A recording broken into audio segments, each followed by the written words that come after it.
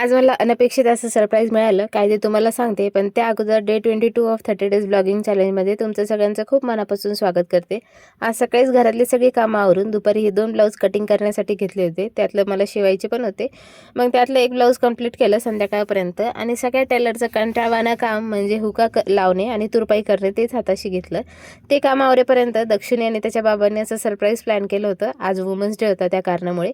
त्याच्या बाबांनी गुलाब आणला होता, पण दक्षिणी त्याच्या हातांनी खूप छान बुके बनवून आणले होते. तसं तो मोबाईलमध्ये बघून शिकला, पण एवढ्याशा मुलाने इतकी मोठी गोष्ट त्याच्या आईसाठी करणं ही खूप कौतुकाची आणि हुरूपाची गोष्ट आहे. त्याचंच आम्हाला खूप कौतुक वाटत होतं आणि त्याला बघावं तितकंच कमी वाटत होतं. त्यानंतर आम्ही केक कटिंग केला. दक्षूला केक कटिंग करायचं म्हणलं की खूप आवडतं. तसं लहान वयामध्ये ह्या सगळ्या गोष्टी खूप साहजिक आहे आणि त्याला ह्या छोट्या-छोट्या गोष्टीमध्ये खूप आनंद मिळतो. त्याच्यामुळे आम्ही पण हे सगळं सेलिब्रेट करतो, जेणेकरून तो पण हॅपी होतो आणि आपण सुद्धा या छोट्या-छोट्या गोष्टींमध्ये आम्ही लाईफचे खूप मोठ्या मेमरी कॅप्चर करण्याचा प्रयत्न करतो आणि तेच तुम्हाला शेअर करतो. तुम्हाला ह्या मेमरी आवडतात का? ते सुद्धा कॉमेंट सेक्शनमध्ये नक्की सांगात आणि आमची ही डेली लाईफ, सिंपल लाईफ जी एक छोट्याशा कुटुंबाची आहे, ती तुमच्यासमोर आम्ही मांडतो.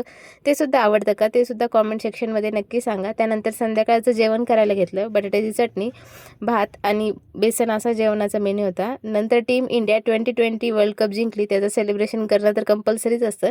त्यानंतर फटाके फोडून आपल्या मनाच्या भावना व्यक्त केल्या. व्हिडिओ कसा वाटला? आवडला असेल तर लाईक करा, शेअर करा, सबस्क्राईब करा. भेटूया अशाच एका नवीन व्हिडिओमध्ये. तोपर्यंत बाय आणि हॅपी वुमन्स डे.